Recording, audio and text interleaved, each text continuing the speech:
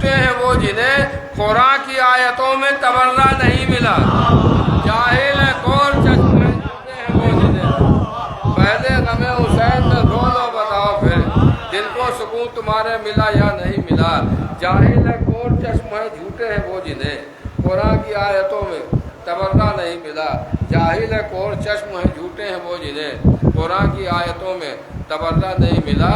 Voice کا یہ اعلان کہ قرآن بہت ہے، وائس کا یہ اعلان کہ قرآن بہت ہے، قرآن اس اعلان پر حیران بہت ہے۔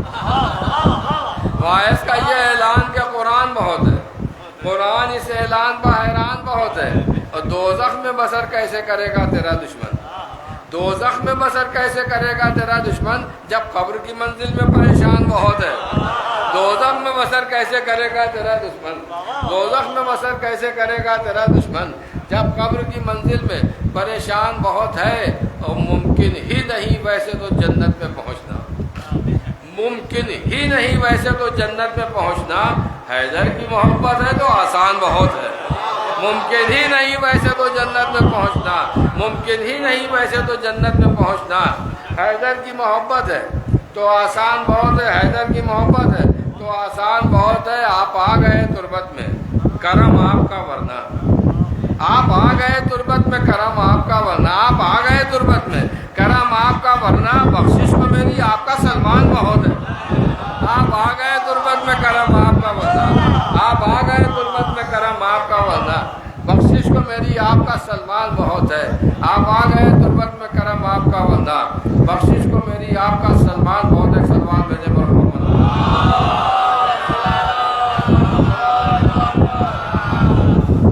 آپ آ گئے تربت میں کرم آپ کا ورنہ، بخشش کو میری آپ کا سلمان بہت ہے، بخشش کو میری آپ کا سلمان بہت ہے۔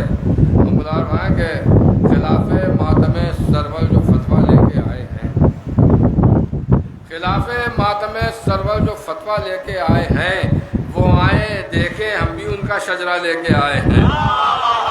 خلاف ماتم سرور جو فتویٰ لے کے آئے ہیں وہ آئیں دیکھیں ہم بھی ان کا شجرہ لے کے آئے ہیں۔ خلاف ماتم سرور جو فتویٰ لے کے آئے ہیں وہ آئیں دیکھیں ہم بھی ان کا شجرہ لے کے آئے ہیں۔ عزاداری سرور کا بھی کوئی ذکر ہے اس میں، عزاداری سرور کا بھی کوئی ذکر ہے اس میں، سر محشر جو آپ اعمال نامہ لے کے آئے ہیں، عزاداری سرور کا بھی کوئی ذکر ہے اس میں۔ خلاف ماتم سرور جو فتویٰ لے کے آئے ہیں وہ آئیں دیکھیں ہم بھی ان کا شجرہ لے کے آئے ہیں، عزاداری سرور کا بھی کوئی ذکر ہے اس میں۔ سر محشر جو آپ اعمال نامہ لے کے آئے ہیں وہ ولایت ہے نہ آنسو ہیں، فقط سجدے ہی سجدے ہیں۔ ولایت ہے نہ آنسو ہیں، فقط سجدے ہی سجدے ہیں۔ خدا نے آپ سے کیا مانگا تھا کیا لے کے آئے؟ ولایت ہے نہ آنسو ہیں، فقط سجدے ہی سجدے ہیں۔ ولایت ہے نہ آنسو ہیں، فقط سجدے ہی سجدے ہیں۔ خدا نے آپ سے کیا مانگا تھا کیا لے کے آئے تھا؟ ولایت ہے نہ آنسو ہیں، فقط سجدے ہی سجدے ہیں۔ خدا نے آپ سے کیا مانگا تھا کیا لے کے آئے؟ صلوات بھیجے پر محمد والا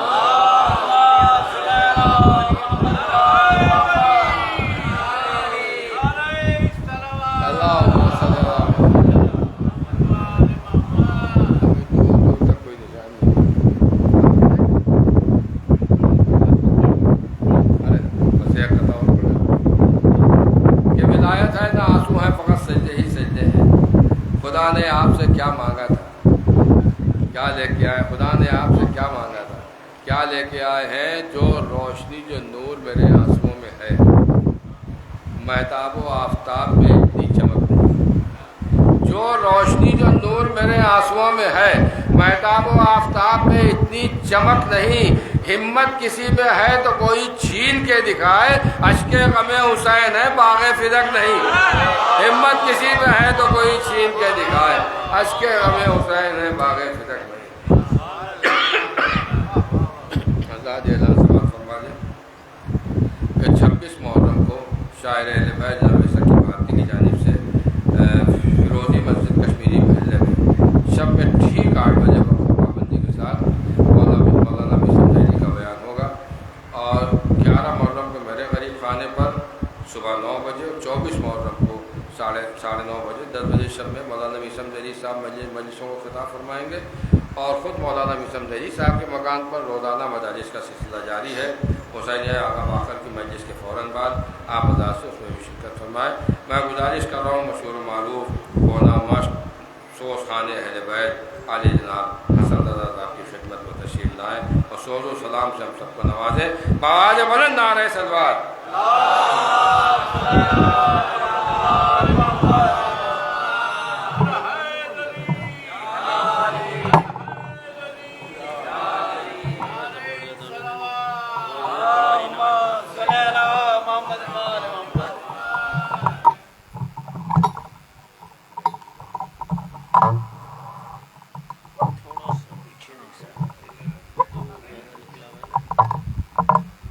نعرہ صلوات بند۔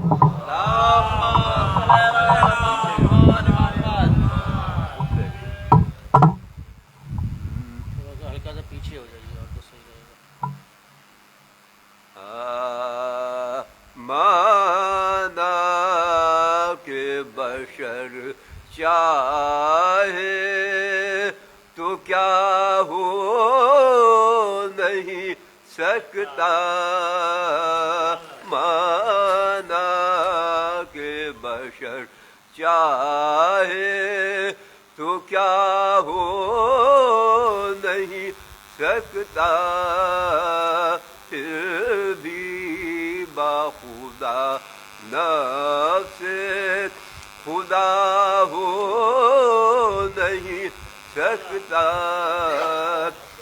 کوثر کی روانی ہے میرے عاشق ادا میں، کوثر کی روانی ہے میرے عاشق ادا میں، دریا کبھی قطرے سے جدا ہو نہیں سکتا، تاریخ شہادت مثال اس کی نہیں ہے، اصغر سا مجاہد باخدا ہو نہیں سکتا، مانا کہ بشر چاہے نعرہ صلوات۔ جو ایک شب کا تھا شے پر فدا ہوا، بھولا جو ایک شب کا تھا شے پر فدا ہوا، یعنی حسن کلال شہید جفا ہوا، دنیا سیاہ ہو گئی آنکھوں میں شاہ کی، دنیا سیاہ ہو گئی آنکھوں میں شاہ کی، جب پائے مال رہ میں دل مشتبہ ہوا، جب پائے مال رہ میں دل مشتبہ ہوا، خیمے میں لائے لاش بھتیجے کی جب حسین، خیمے میں لائے لاش بھتیجے کی جب حسین، اس وقت اہل بیت میں محشر برپا ہوا، اس وقت اہل بیت میں محشر برپا ہوا، لے کر بلائے میت قاسم پر گر پڑی، لے کر بلائے میت قاسم پر گر پڑی، ماں نے جو دیکھا خون میں صحرا بھرا ہوا، ماں نے جو دیکھا خون میں صحرا بھرا ہوا، لاشیں پسر خیمے میں مادر کے تھے یہ بین، لاشیں پسر خیمے میں مادر کے تھے یہ بین، بالا جدا ہوا افسوس میری گود کا بالا جدا ہوا آیا نہ ظالموں کو یتیمی کا بھی خیال آیا نہ ظالموں کو یتیمی کا بھی خیال زخموں سے چورو چورو میرا محلقہ ہوا زخموں سے چورو چورو میرا محلقہ ہوا بے جرم بے خطا میرے بچے کی جان دی بے جرم بے خطا میرے بچے کی جان دی ان ظالموں کو کچھ بھی نہ خوف خدا ہوا ان ظالموں کو کچھ بھی نہ خوف خدا ہوا کہتی تھی ماں کے بیویوں قاسم کو دیکھ لو کہتی تھی ماں کے بیویوں قاسم کو دیکھ لو آیا ہے قتل گاہ سے دولہا بندھا ہوا آیا ہے قتل گاہ سے دولہا بندھا ہوا دولہا جو ایک شب کا تھا شے پر فدا ہوا نعرہ سزا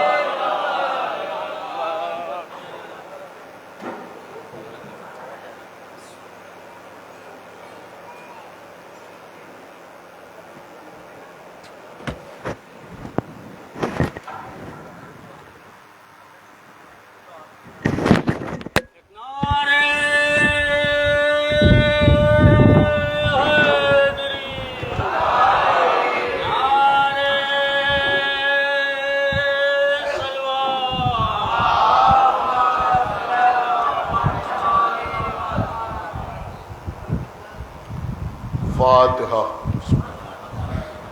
الحمد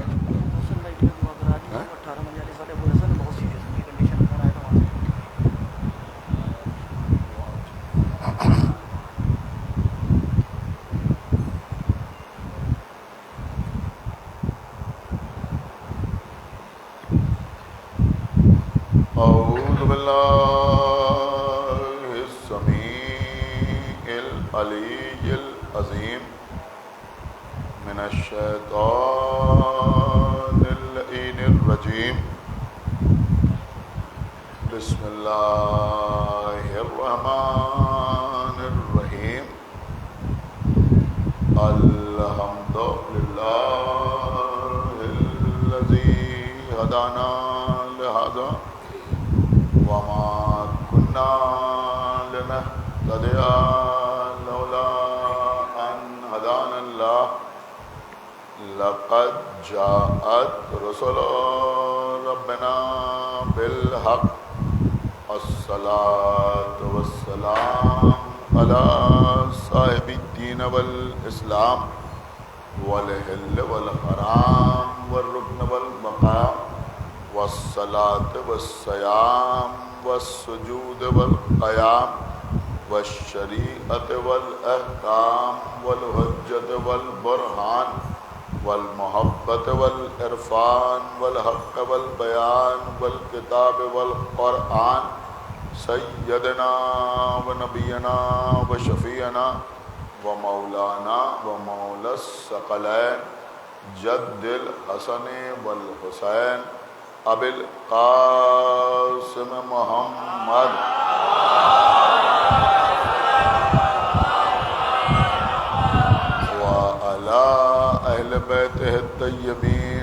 القاهرين المعصومين المظلومين المنتخبين المنتجبين الذين أذهب الله عنهم الرجس وطهرهم تطهيرا.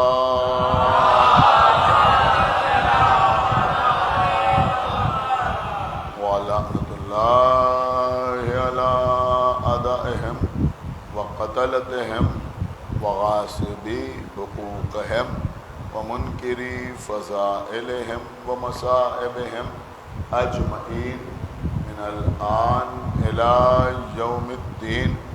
أما بعد فقد قال الله سبحانه تبارك وتعالى في كتابه المجيد وفرقانه الحميد وقوله الحق.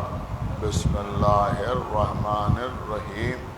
يا أيها الذين آمنوا أطيعوا الله وأطيعوا الرسول ولا تبطلوا أعمالكم. صلوات.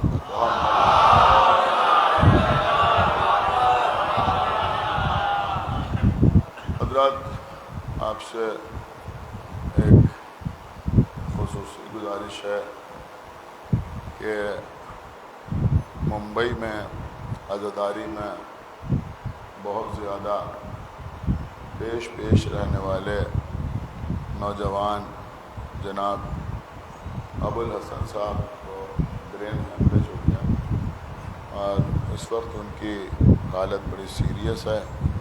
آپ حضرات سے گزارش ہے کہ دعا کریں کہ خدا تعالیٰ کو صحت کاملہ. حفاظت اعمال کے عنوان پر آپ سے گفتگو کا سلسلہ جاری و ساری.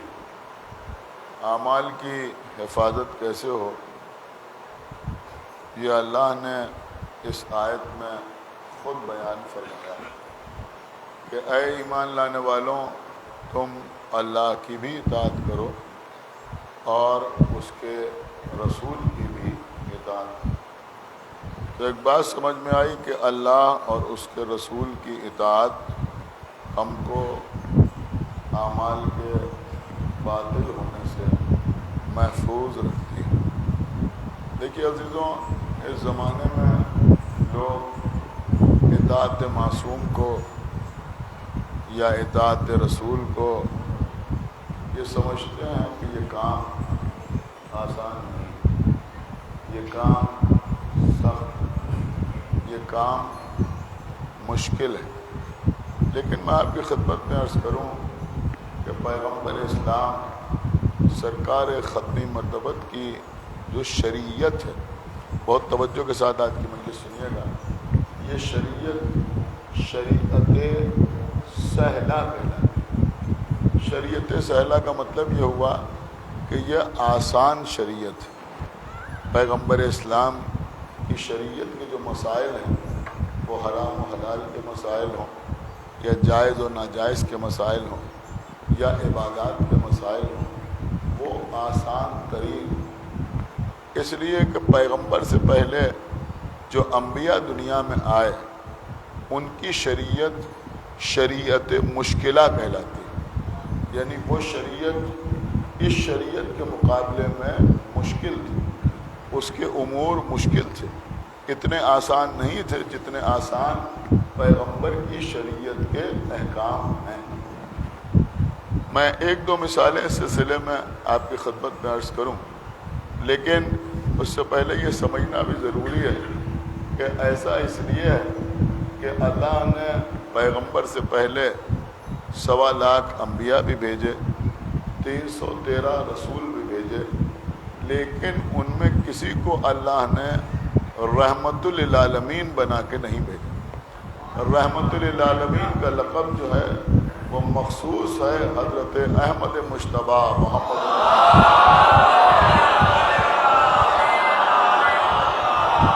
تو کیونکہ پیغمبر رحمت للعالمین ہے اور پیغمبر کے رحمت للعالمین ہونے کی وجہ سے آپ کو، یعنی پیغمبر کی امت کو، پیغمبر کو رسول ماننے والوں کو उम्मत मरहूमा कहा जाता है। क्या कहा जाता है? उम्मत मरहूमा। यहाँ मरहूमा का वो मतलब नहीं है जो आप किसी के लिए सूरह फातिहा पढ़वाते हैं। एक सलावात पढ़े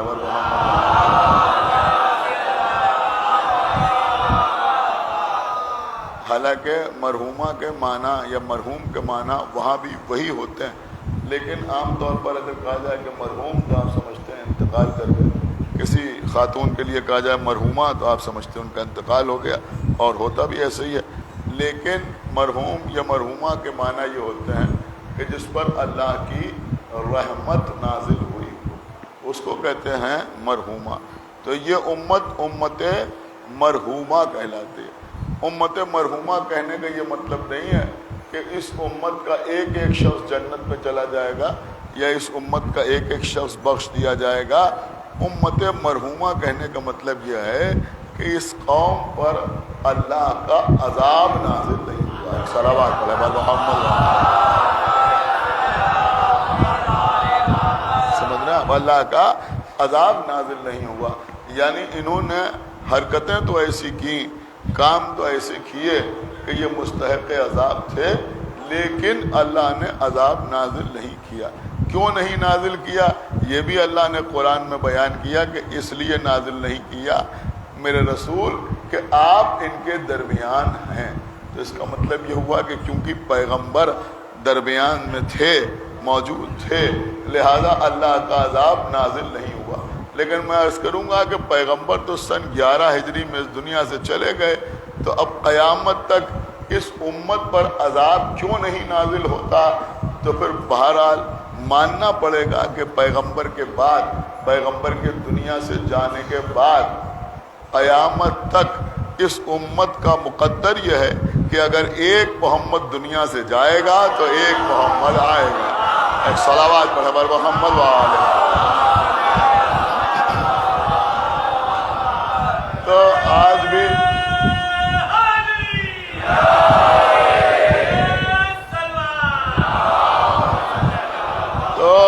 भी एक मोहम्मद पर्दा गैब में मौजूद है, जिसकी वजह से उम्मत पर अजाब नहीं आता। तो मैं अर्ज ये कर रहा था कि शरीयत मुश्किला, देखिए ये वाकई एक मुश्किल मौजू है, शरीयत मुश्किला और शरीयत सहला। शायद यहाँ बैठे हुए बच्चों के लिए नई बात हो कि इससे पहले जो अम्बिया गुजरे उस पर बाज़ अम्बिया की शरीयत में जो नमाजें वाजिब थीं वो दिन में 50-50 वक्त की नमाजें वाजिब। आप समझ रहे हैं मेरी बात? यानी अक्सर अम्बिया ऐसे भी आए, सब नहीं लेकिन अक्सर अम्बिया ऐसे आए कि जिनके ज़माने में 50-50 वक्त की नमाजें वाजिब थी। अब वो नमाज मुख्तसर थी या तूलानी थी, उस पर कितने सजदे थे, कितने रुकू थे, उसका अंदाज क्या था, उसका तरीक़ा क्या था, वो सब अलग मौज़ूआत हैं। लेकिन बहरहाल 50-50 वक्त की नमाजें वाजिब थी। किसी के ज़माने में 10 वक्त की नमाजें वाजिब थी, किसी के ज़माने में 20 वक्त की नमाजें वाजिब थी। लेकिन पैगंबर की उम्मत पर फ़कत 5 वक्त की नमाज को वाजिब करार दिया गया। तो ये शरीयत सहला है या नहीं है? या मसलन बाद अम्बिया के ज़माने में रोज़े जो वाजिब थे तो 6-6 महीने के रोज़े वाजिब थे, 6 महीने रोज़े रखना पड़ते थे। या बाद अम्बिया के ज़माने में 3 महीने रोज़ा रखना पड़ता था, आपको 1 महीना रोज़ा रखना पड़ता है। सलावत पढ़े बर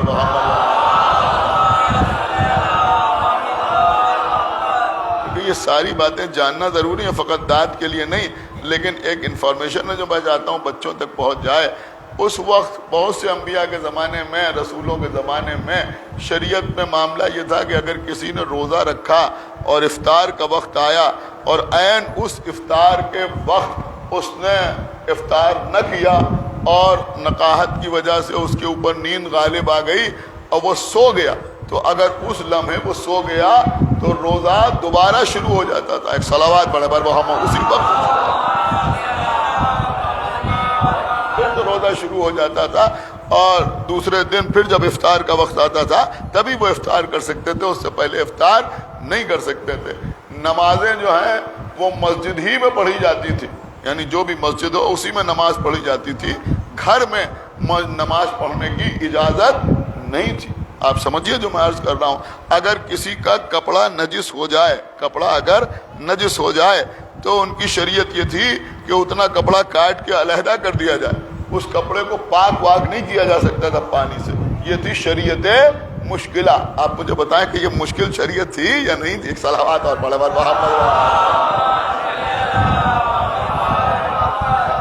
لوگ اسی میں پریشان ہوئے جاتے ہیں، اسی لیے کہا جاتا ہے اس کو شریعت سہلہ۔ تو شریعت سہلہ کا مطلب یہ ہوا کہ یہ سہل ہے، یہ جو ہے سہل ہے، آسان ہے، اور انبیاء کی شریعتیں جو تھیں وہ اس سے کہیں زیادہ مشکل تھیں۔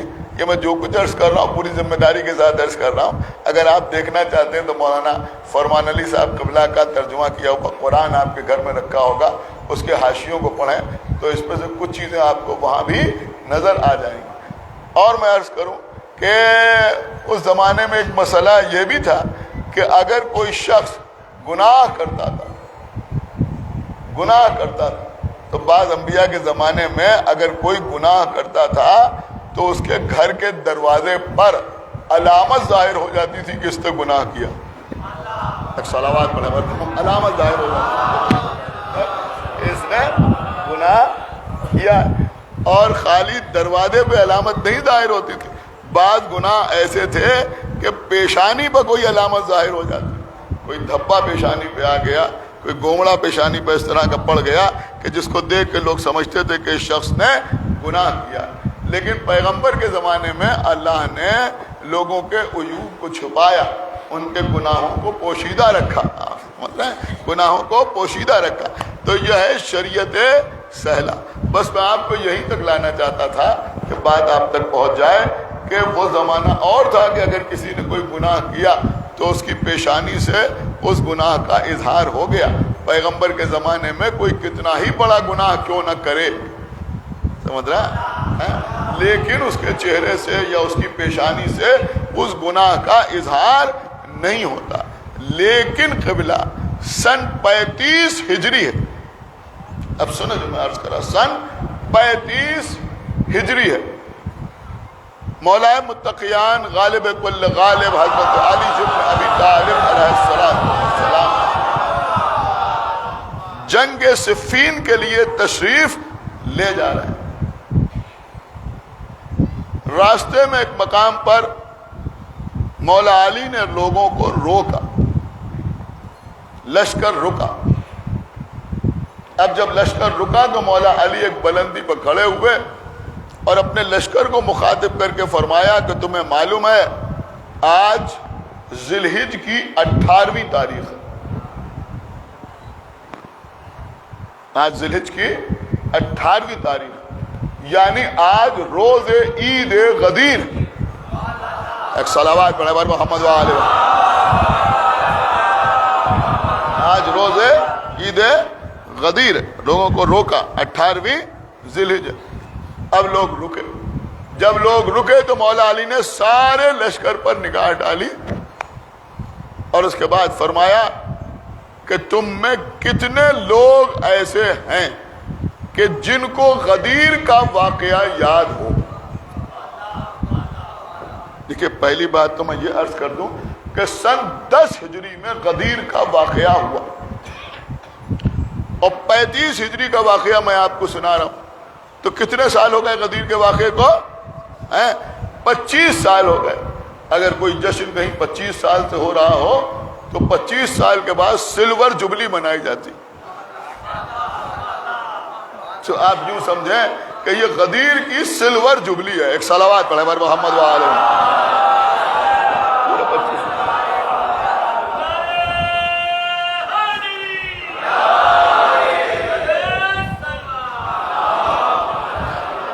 تو مولا علی ایک بلند پتھر پر کھڑے ہوئے اور لوگوں سے کہا تم میں کتنے لوگ ایسے ہیں کہ جن کو غدیر کا واقعہ یاد ہو؟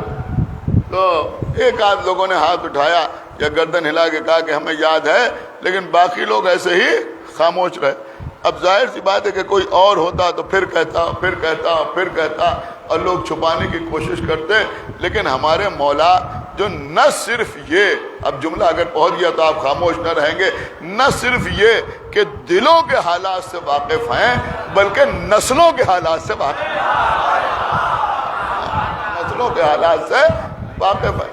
مولا علی نے ایک مرتبہ دیکھنا شروع کیا اب دیکھا کہ لوگ بولنے میں تکلف کر رہے ہیں. اب علی نے خود اشارے کرنا شروع کیے. تم کھڑے ہو, تم کھڑے ہو, تم کھڑے ہو. کیا سمجھے؟ تم کھڑے ہو, تم کھڑے ہو, تم کھڑے ہو. اتنے بڑے لشکر میں علی نے 30 آدمیوں کو چنا. کتنے؟ 30 آدمیوں کو مولا علی نے چنا. کہا تم سب کے سب غدیر کے میدان میں موجود تھے. دیکھیں مولا کائنات عادل ہے. 25 سال کے بعد کا واقعہ ہے. تو اب ظاہر سی بات ہے کہ جب 25 سال کے بعد کا واقعہ ہے تو جن کی عمر 25 سال سے کم ہے وہ تو مکلف ہی نہیں, اس لیے کہ وہ غدیر میں تھے ہی نہیں, تو غدیر کا واقعہ انہوں نے دیکھا نہیں. حالانکہ یہ نہیں کہا کہ جنہوں نے سنا, بلکہ فرمایا کہ جن کے پاس آئی وٹنس ہے, جو غدیر میں موجود تھے وہ اٹھے. اب جو لوگ غدیر کے موقع پر 5 سال کے تھے, 6 سال کے تھے, ظاہر سی بات ہے ان سے بھی کوئی تعلق نہیں, انہیں کیا یاد ہوگا, انہیں کیا یاد ہوگا. تو 30 آدمی ایسے چنے کہ جو غدیر میں اپنے ہوش و حواس کے ساتھ صلوات پڑھیں بر محمد و آل محمد. اور چنا بھی کس نے؟ مولا علی نے چنا. اب وہ جن کو چنا وہ سب کے سب کھڑے ہوئے. اب میرے مولا نے فرمایا کہ تم میں سے ایک ایک آدمی اس جگہ پر آئے اور غدیر کے واقعے میں جو کچھ یاد ہو وہ لوگوں کے سامنے بیان کرے. آپ بتائیں, ہمارے یہاں جشن ایسے ہی تو ہوتا ہے نا, چاہے نظم میں ہو یا نثر میں ہو, کہ ایک ایک آدمی پکارتا جاتا ہے, ایک ایک آتا جاتا ہے. اب یہ غدیر کا ایسا جشن ہو رہا ہے, سلور جبلی ہو رہی ہے جس پہ نظامت خود مولا علی کر رہے ہیں. مولا علی نظامت فرما رہے ہیں, ہاں تم آؤ, تم آؤ, تم آؤ, تم آؤ. یا علی کسی ایک سے کہہ دیجئے کہ غدیر کا واقعہ بیان کر دو. یہ 30 آدمیوں کو زحمت کیوں دے رہے ہیں؟ ہو سکتا ہے میرے مولا فرمائیں کہ اگر ایک کوئی بات بھول جائے, اگر کسی کو من کن تو مولا یاد رہے, کجاووں کا ممبر بھول جائے تو دوسرا آگے کجاووں کا ممبر بیان کر دے. اگر کوئی کجاووں کا ممبر یاد رکھے, حیا علی خیر العمل بھول جائے تو کوئی آگے حیا علی خیر العمل بیان کر دے. کوئی حیا علی خیر العمل تو بیان کرے لیکن کسی کا زیر ممبر رونا بھول جائے تو کوئی آگے وہ بیان کر دے. اگر کوئی وہ بھی بیان کر دے لیکن علی کے سر پر گلابی رنگ کا جو امامہ باندھا گیا صاحب وہ بھول جائے تو چوتھا پانچواں آگے وہ بیان کر دے. کوئی وہ بیان کرنا چھوڑ دے, سمجھ رہے ہیں آپ, تو اس کو بھی بیان کرنے والا کوئی نہ کوئی ہو. اب اگر کوئی وہ بھی بیان کر دے لیکن یہ بیان نہ کرے کہ علی کو سرخ رنگ کے خیمے میں بٹھایا گیا اور اس کے بعد علی کی بیعت کرائی گئی اور علی کو مبارکباد دلوائی گئی, تو کوئی آ کر وہ بھی بیان کر دے. لیکن اب اگر کوئی سب کچھ بیان کرے لیکن حارث کا واقعہ بیان نہ کرے, ایک صلوات پڑھیں بر محمد و آل محمد. اب یہ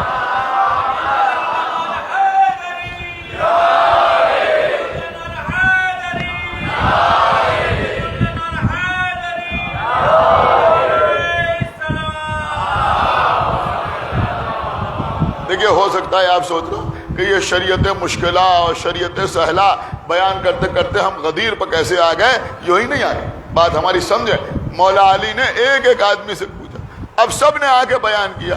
27 لوگوں نے, 30 میں 27 لوگوں نے اس پتھر پہ آ کر لوگوں کے سامنے کھڑے ہو کر غدیر کا واقعہ جتنا انہیں یاد تھا وہ بیان کیا. لیکن ان میں کوئی ایسا نہ تھا جس نے یہ بیان نہ کیا ہو کہ رسول نے فرمایا کہ من کن تو مولا ہو فہذا علی جن مولا. سب نے بیان کیا, لوگوں نے سنا. لیکن 3 آدمی انہی 30 میں ایسے تھے, میرے خیال میں یہ 3 وہ نہیں جو سوچ کے آپ داد دے, وہ تو پہلے ہی واصل جہنم ہو چکے. ایک صلوات پڑھا بر محمد. یہ جنگ صفین کا واقعہ بھائی, ایک صلوات اور پڑھ دے بر محمد و آل. بلکہ 3 افراد ایسے تھے کہ جنہوں نے 3 افراد جنہوں نے کہا کہ ہم کو یاد نہیں, ہم بھول گئے, ہمیں نہیں یاد غدیر میں کیا ہوا تھا. آپ سمجھے یہ 3 آدمی کون تھے؟ ایک ابو موسیٰ اشعری، اس نے کہا کہ میں بھول گیا علی نے غدیر میں کیا کہا، رسول اللہ نے غدیر میں کیا کہا تھا، کیا واقعہ ہوا تھا، مجھے کچھ یاد۔ دوسرا زید ابن ارقم،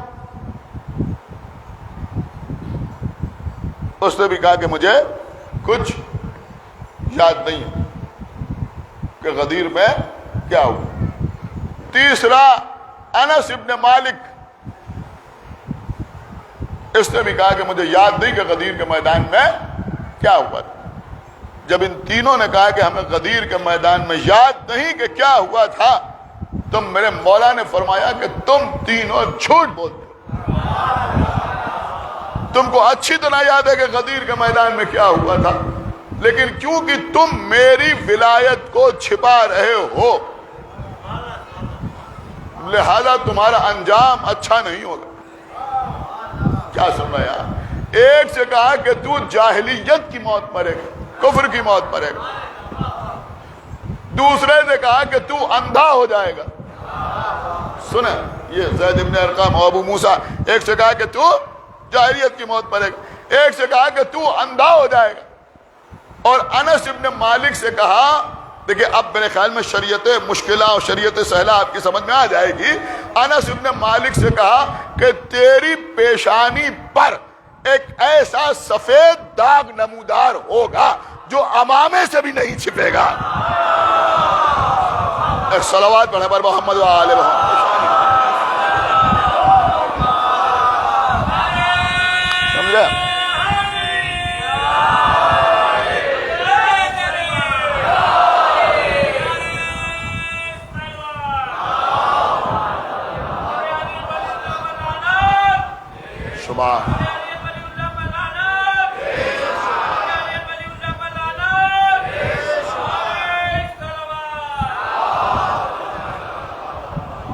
فرمایا کہ تیری پیشانی پر ایسا سفید داغ نمودار ہوگا جو تیرے امامے سے بھی نہیں چھپے گا۔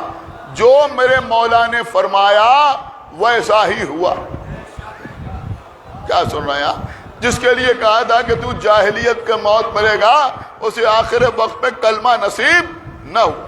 جس سے کہا تھا کہ تو نابینا ہو جائے گا، وہ اندھا ہو کے مرا۔ اور جس سے کہا تھا کہ تیری پیشانی پر سفید رنگ کا داغ نمودار ہو جائے گا، اس کی پیشانی پر، انس ابن مالک کی پیشانی پر سفید رنگ کا داغ نمودار ہوا۔ دیکھیں عزیزوں، وہ شریعت مشکلہ میں ہوتا تھا، کیا سننا ہے، کہ اگر کوئی گناہ کرتا تھا تو اس کی پیشانی پر سفید داغ نمودار ہوتا تھا یا علامت ظاہر ہوتی تھی، لیکن شریعت سہلہ میں ایسا نہیں ہوا۔ کیوں؟ کہ اس لیے کہ پیغمبر رحمت للعالمین تھے، لیکن ایک بات سمجھ میں آئی کہ اس رحمت سے ولایت کے منکر فائدہ نہیں اٹھا سکتے۔ ایک صلوات پڑھیں پر محمد و آل محمد۔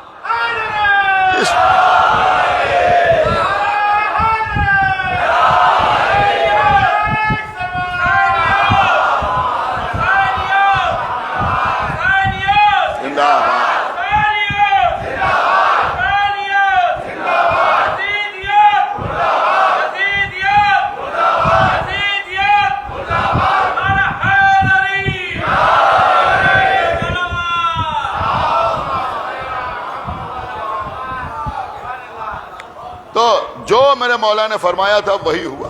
اور عزیزوں روایتوں میں ملتا ہے کہ وہ داغ اس کی پیشانی پر نمودار ہوا تو دھیرے دھیرے اس میں اضافہ ہوتا گیا۔ جو مولا نے فرمایا تھا کہ امامے سے نہیں چھپے گا، تو پہلے وہ امامہ باندھتا تھا تو اوپر، اس کے بعد اس نے اور نیچے کر کے امامہ باندھا، اور نیچے کر کے امامہ باندھا، لیکن جیسے جیسے امامے کو بڑھاتا جاتا تھا، نیچے کرتا جاتا تھا، ویسے ویسے داغ میں اضافہ ہوتا جاتا تھا۔ دیکھیں اس سے ایک بات یہ بھی سمجھ میں آئی کہ انکار ولایت کا جرم کسی مقدس لباس سے بھی چھپ نہیں پاتا۔ مجرم جو ہے وہ سامنے ضرور آ جاتا ہے، ضرور سامنے آ جاتا ہے۔ اب ایک بالکل زبان کی بات میں آپ کی خدمت میں عرض کروں کہ یہ انس ابن مالک کی پیشانی پر سفید داغ کیوں نمودار ہوا؟ کہ اس لیے کہ اس نے جھوٹ بولا، اس لیے کہ اس نے غدیر کے سلسلے میں جھوٹ بولا۔ اس نے کہا کہ مجھے یاد نہیں ہے، جبکہ اسے یاد تھا، مگر اس نے جھوٹ بولا تو پیشانی پر سفید رنگ کا داغ نمودار ہوا۔ شاید اسی لیے ہمارے یہاں محاورہ رائج ہو گیا، سفید جھوٹ۔ ایک صلوات پڑھے بر محمد والے۔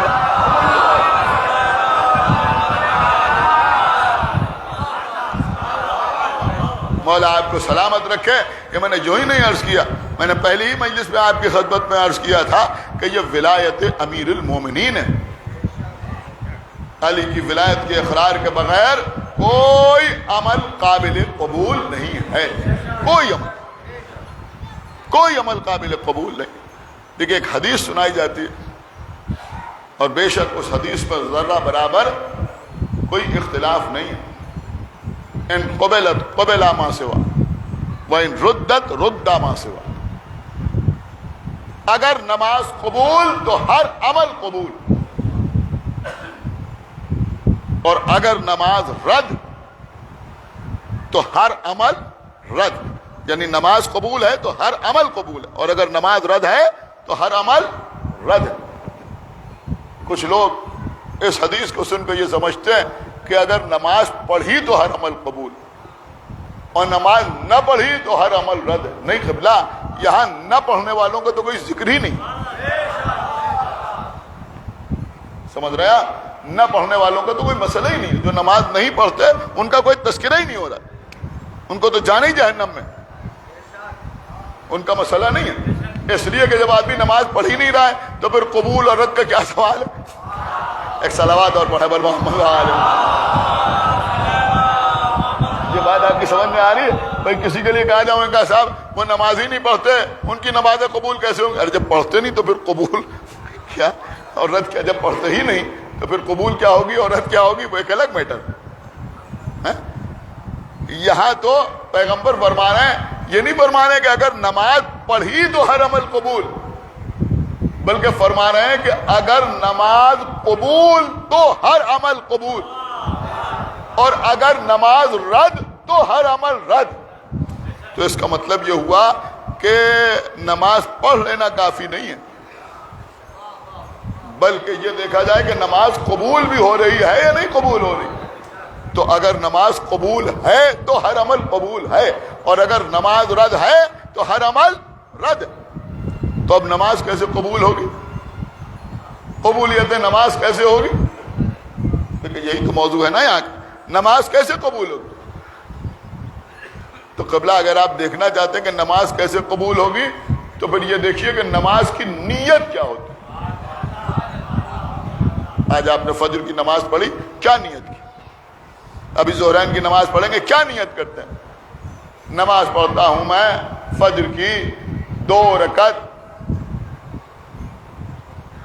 واجب قربتاً الی اللہ، یہی تو کہتے ہیں نا۔ یہ قربتاً الی اللہ کا مطلب کیا ہے؟ اللہ کی قربت حاصل کرنے کے لیے، اسی لیے تو نماز پڑھی جاتی ہے نا۔ اور کس لیے پڑھی جاتی ہے؟ دوسروں کو دکھانے کے لیے نماز تھوڑی پڑھی جاتی۔ آیت اللہ روح اللہ خمینی نے اپنی کتاب شرح چہل حدیث میں لکھا ہے کہ کبھی کبھی ایسا ہوتا ہے کہ آدمی نماز پڑھتا ہے اور شرک کا گناہگار ہو جاتا ہے۔ ان سب چیزوں میں احتیاط بہت لازمی ہے، بہت لازمی۔ اگر آدمی نماز پڑھ کے مشرک ہو جاتا ہے، اب وہ کچھ دیر کے لیے ہو یا ہمیشہ کے لیے ہو، لیکن نماز پڑھ کے وہ شرک میں گرفتار ہو جاتا ہے۔ کیسے شرک میں گرفتار ہو جاتا ہے آپ کو پتا ہے؟ انہوں نے لکھا کہ کبھی کبھی ہوتا یہ ہے کہ آپ مسجد میں کھڑے ہوئے نماز پڑھ رہے ہیں، آپ کے پہلو میں بھی ایک آدمی نماز پڑھ رہا ہے، آپ کے پہلو میں بھی ایک آدمی نماز پڑھ رہا ہے۔ اب جب آپ کو احساس ہوا کہ پہلو میں بھی کھڑا ہوا کوئی نماز پڑھ رہا ہے، تو آپ یوں عام طور پر جب نماز پڑھتے تھے تو جلدی جلدی پڑھتے تھے. اب وہ پہلو میں نماز پڑھ رہا ہے تو سوچا ذرا آرام سے نماز پڑھی جائے, زیادہ گاڑی قرت کی جائے, سمجھ رہے آپ, زیادہ طولانی قنوت پڑھا جائے. نہیں غور کر رہے ہیں آپ, اس لیے کہ وہ تھوڑا متاثر ہو جائے کہ بھئی یہ جلدی جلدی نماز نہیں پڑھ رہے ہیں, اب ہم کوشش کر رہے ہیں کہ اس کی نماز تمام ہونے کے بعد ہماری نماز تمام ہو. تو اب یہاں پر مسئلہ یہ ہوا کہ nماز تو پڑھ رہے ہیں لیکن نماز میں اللہ کے ساتھ اسے شریک کیے لے رہے ہیں. صلوات پڑھے بر محمد و آل محمد. تو اگر اسے شریک کیے لے رہے ہیں تو شرکی تو ہو رہا ہے, اس لیے کہ نماز تو اللہ کے لیے ہے اور ہم یہ سوچ رہے ہیں کہ صاحب یہ بھی امپریس ہو جائے, یہ بھی متاثر ہو جائے. تو بڑی غضب کی کتاب ہے شرح 40 حدیث, مل جائے تو پڑھیے. میرے خیال میں اس کتاب کو پڑھنے کے بعد کسی ڈرانے والی تقریر کی ضرورت نہ رہے گی. ایک صلوات فرمائیں. ایسی باریک باریک چیزیں انہوں نے تحریر فرمائی. تو قبلہ نماز کا مقصد کیا ہے کہ قربتاً اللہ, اللہ کی قربت حاصل کرنے کے لیے نماز پڑھی جاتی ہے. تو جب اللہ کی قربت حاصل کرنے کے لیے نماز پڑھی جاتی ہے تو آپ مجھے بتائیں کہ اللہ کی قربت کیسے حاصل ہوگی. اللہ جو ہے وہ کسی مکان محدود میں تو آ نہیں سکتا کہ کوئی جا کے اللہ کے پہلو میں بیٹھ جائے تو اسے اللہ کی قربت حاصل ہو جائے. تو پھر قربت کیسے حاصل ہوتی ہے؟ یہاں جتنے حضرات بیٹھے ہوئے ہیں ان کو ایک دوسرے کی قربت حاصل ہے. یہ ان کے پہلو میں بیٹھے ہیں, وہ ان کے پہلو میں بیٹھے ہیں, وہ ان کے پہلو میں بیٹھے ہیں, وہ ان کے پہلو میں بیٹھے ہیں. تو ایک بات سمجھ میں آئی کہ اگر کسی کو کسی کا پہلو مل جائے تو اسے قربت حاصل ہو جاتی ہے. تو اصل چیز ہے پہلو, اگر پہلو مل جائے تو قربت حاصل ہو جاتی ہے. ہم نے دیکھا کہ مسجد اصحاب سے چھلک رہی ہے. پیغمبر منبر پر تشریف فرمائے, مولا کائنات بھی تشریف فرمائے, رسول نے فرمایا یا علی ذرا بلند ہوئیے. علی بلند ہوئے, رسول اللہ نے علی کی طرف دیکھا اور اس کے بعد فرمایا یا علی انت جنب اللہ, یا علی آپ ہیں اللہ کا پہلو. ہائے ہائے ہائے ہائے, یا علی آپ ہیں اللہ کا پہلو. اب ظاہر سی بات ہے کہ یہاں پر پہلو سے مراد وہ نہیں ہے جو عام طور پہ لوگ سمجھتے ہیں, لیکن نبی اشارہ فرما رہے ہیں یا علی آپ ہیں اللہ کا پہلو, یعنی اگر علی مل گئے تو اللہ کی قربت حاصل ہو گئی. صلوات بر محمد و آل محمد.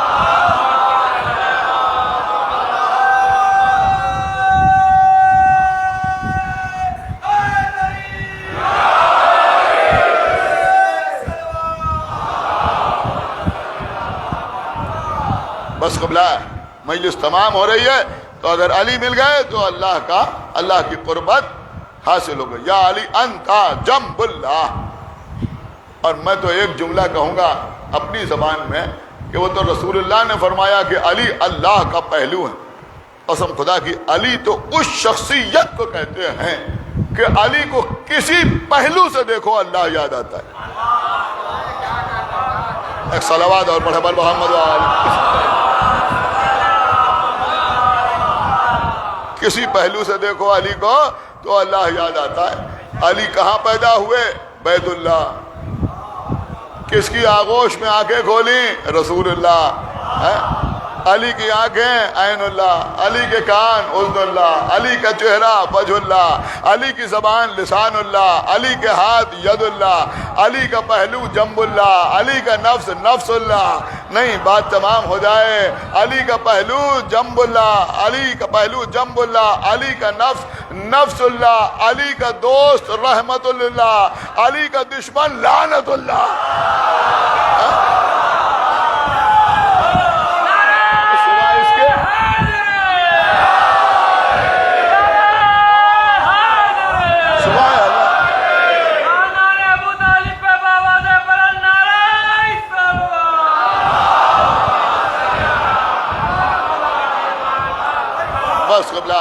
الحمدللہ کہ دوسروں کے جلسوں میں جائیے نہ آہ نظر آئے نہ واہ نظر آئے, لیکن یہ ہماری مجلسیں ہیں جہاں مومنین متوجہ ہو کے سنتے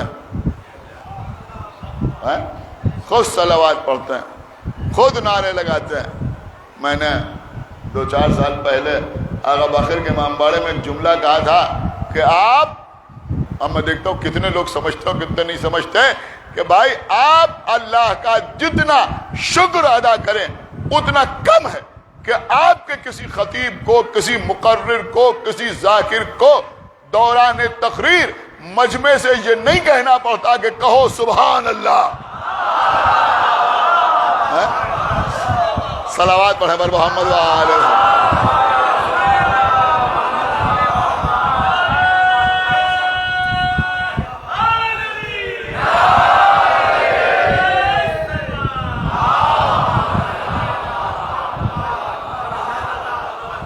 یہاں مومنین اشارے سمجھتے ہیں، یہاں مومنین حوالوں کو محسوس کرتے ہیں، فضائل امیر المومنین بیان ہوتے ہیں، لوگوں کے چہرے کھل جاتے ہیں. اور ادھر نام حسین آیا، ادھر آنکھوں میں آنسو آئے. آج 7ویں محرم،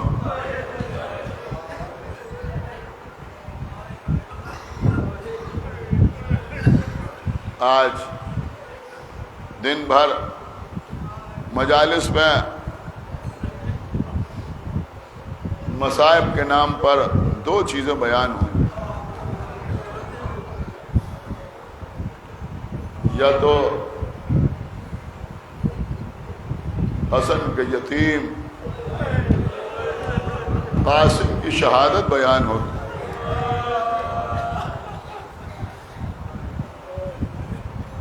آج شب میں مہندی کا جلوس برآمد ہوگا.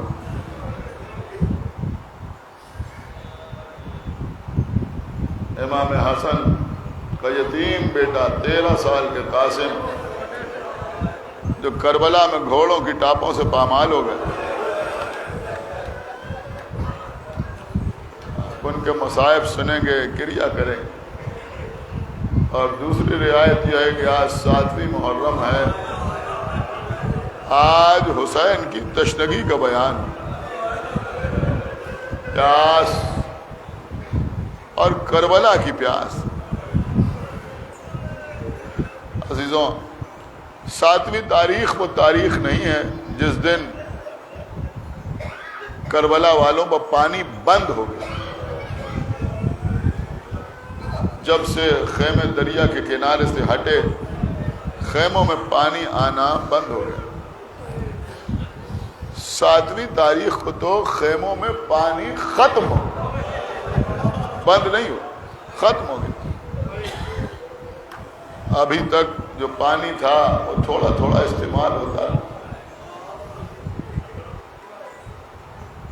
لیکن عزیزوں، آپ مجھے بتائیں کہ اگر آپ کے پاس کوئی چیز کم مقدار میں ہو اور آپ کے بچے کو بھی وہ درکار ہو تو آپ خود استعمال کریں گے یا بچے کو دیں گے؟ بچے کو کھلائیں گے نا، بچے کو پلائیں گے نا. اب ذرا سوچئے، اگر جناب ام لیلہ کے مشکیزے میں تھوڑا سا پانی ہوگا تو خود پیتی ہوگی یا علی اکبر کو پلاتی ہے؟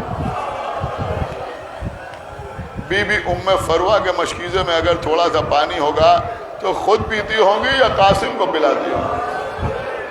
بی بی زینب کے پاس اگر تھوڑا سا پانی ہوگا تو آن و محمد کو پلاتی ہوں گی یا خود پیتی ہوں گی؟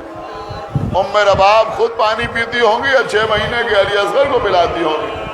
تو عزیزوں، آج کی تاریخ تو وہ تاریخ ہے جس دن سے آن پیاسے ہیں، محمد پیاسے ہیں، قاسم پیاسے ہیں، علی اکبر پیاسے ہیں، 6 مہینے کے علی اصغر پیاسے ہیں، لیکن زینب نہ معلوم کب سے پیاسی. ام کلثوم خدا جانے کب سے پیاسی ہیں. ام رباب کی پیاس کیا ہے کون اندازہ لگا سکتا ہے؟ آج سے تو حسین کی بیٹی سکینہ پیاسی ہے، لیکن عباس کب سے پیاسے؟ اب میں تو عرض کروں گا کہ بھائی ان سب نے تو کہیں نہ کہیں اپنی تشنگی کا اظہار کر دیا، لیکن آقا حسین کب سے پیاسے؟ کل میں نے عرض کیا تھا، آپ نے دیگر مجالس میں بھی سنا ہوگا کہ شہزادے علی اکبر میدان سے واپس آئے، آگے کہا کہ بابا پیاس مارے ڈال دیا. اے بابا پیاس مارے ڈالتی ہے. کہا بیٹا اپنی زبان میرے دہن میں دو. علی اکبر نے اپنی زبان حسین کے دہن میں دی. یہ کہہ کے باہر نکالی بابا آپ کی زبان میں تو کانٹے پڑے ہوئے ہیں. اللہ اکبر, آپ کی زبان میں تو کانٹے پڑے ہوئے ہیں. قسم خدا کے اگر علی اکبر آ کے اپنی تشنگی کا اظہار نہ کرتے تو کربلا میں معلوم ہی نہ ہوتا کہ حسین کی طرف. عزیزوں آج 7ویں محرم ہے. آج سے عالم یہ ہے کہ حسین کے چھوٹے چھوٹے بچے پیاس سے بلکھ رہے ہیں, ہاتھوں میں سوکھے ہوئے کودے لیے ہوئے ہیں, آواز دے رہے ہیں العطش العطش العطش, ہائے پیاس ہائے پیاس ہائے پیاس. آج امام حسین کے نام پر اتنا پانی پلایا جا رہا ہے, جگہ جگہ سبیلیں لگی ہوئی ہیں, پانی پلایا جا رہا ہے. کوئی قید نہیں ہے کہ کوئی شیعہ ہو تو پانی پیے, کوئی قید نہیں ہے کہ کوئی سیاہ لباس پہنے ہوئے ہو تو پانی پیے, کوئی قید نہیں ہے کہ کوئی مجلس کر کے آ رہا ہو تو پانی پیے. نہیں, حسین کے نام پر پانی پلایا جا رہا ہے. جس کا جی چاہے وہ آئے اور آقا حسین کے نام پر پانی پلائے, لیکن کربلا میں تو پانی کا قطرہ نہیں. عزیزوں جب پہلی مرتبہ مجھے زیارت کا شرف حاصل ہوا کربلا معلیٰ کی, میری والدہ زیارت کرنے کے لیے گئی, مجھے بھی اپنے ساتھ لے کے گئیں. تو صدام ملعون کا زمانہ تھا, مجلس و ماتم پر مکمل پابندی تھی. نہ کوئی مجلس, نہ کوئی ماتم, نہ عزاداری, کچھ نہیں تھا عزیزوں. اور ہم نے عشرہ اولیٰ کربلا میں کیا, پہلی محرم سے اور 10 محرم تک ہم کربلا ہی میں تھے. اس کے بعد بھی رہے, تقریباً 16-17 محرم کو واپس آئے. تو بہرحال عشرہ اولیٰ کربلا میں کیا. چھپ چھپ کے ہم لوگ مجلس کرتے تھے, کبھی خیمہ گاہ میں, کبھی ہوٹل میں, اس لیے کہ پولیس آ جاتی تھی, پریشان کرتے تھے, مجلس کرنے سے روکتے تھے. اور بیچارے عراق کے رہنے والے, کربلا میں رہنے والے, ان کے اوپر تو بڑے ظلم و ستم ہوتے تھے, اور مجلس نہیں کر سکتے.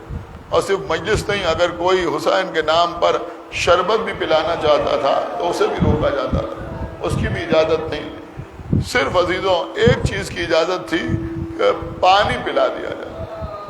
عزیزوں کربلا میں پتلی پتلی گلیوں میں ہم نکلتے تھے تو دیکھتے تھے کہ بیچارے عراقی بچے ایک بالٹی میں پانی لیے ہوئے بیٹھے ہوئے ہیں, اور اس پہ تھوڑی برف پڑی ہوئی ہے, ایک گلاس رکھا ہوا ہے, ہر آنے والے سے کہہ رہے ہیں حسین کے نام پر پانی پی لو. عزیزوں عجب کیفیت ہوتی ہے. 7ویں محرم کو یہ منظر دیکھا, 8ویں محرم کو یہ منظر دیکھا, 9 محرم کو یہ منظر دیکھا. آپ یقین مانیں کہ مصائب سن کے کیا آنکھوں میں آنسو آئیں گے. تو کربلا میں یہ منظر دیکھ کے آنکھوں میں آنسو آتے تھے. ارے آج کچھ نہیں ہے مگر حسین کے نام پر پانی تو پلایا جا رہا ہے, لیکن یہی کربلا تو تھی جہاں چھوٹے چھوٹے بچے پانی کے لیے تڑپ رہے تھے. جزاکم اللہ خیر الجزا. بس عزیزوں مجلس تمام ہو رہی ہے, یہ حسین کی تشنگی, کبھی تشنگی کو فراموش نہ کیجیے گا عزیزوں. بس مجلس کو میں نے تمام کر دیا. جب آقا حسین امام زین العابدین علیہ السلام سے رخصت آخر کے لیے آئے ہیں تو کیا فرمایا تھا؟ فرمایا تھا بیٹا سید سجاد جب قید شام سے چھوٹ کے مدینے جانا تو ہمارے شیعوں کو ہمارا سلام کہہ دینا, اور کہہ دینا کہ شرط وفا یہ ہے کہ جب ٹھنڈا پانی پینا تو ہماری تشنگی کو یاد کر لینا, اور ان سے یہ بھی کہہ دینا کہ میں نے تمہیں اس وقت بہت یاد کیا جب میں اپنے 6 مہینے کے بچے کے لیے پانی مانگ رہا تھا, لیکن میرے بچے کو پانی نہ دیا گیا بلکہ 3 بال کے تیر کا نشانہ بنا.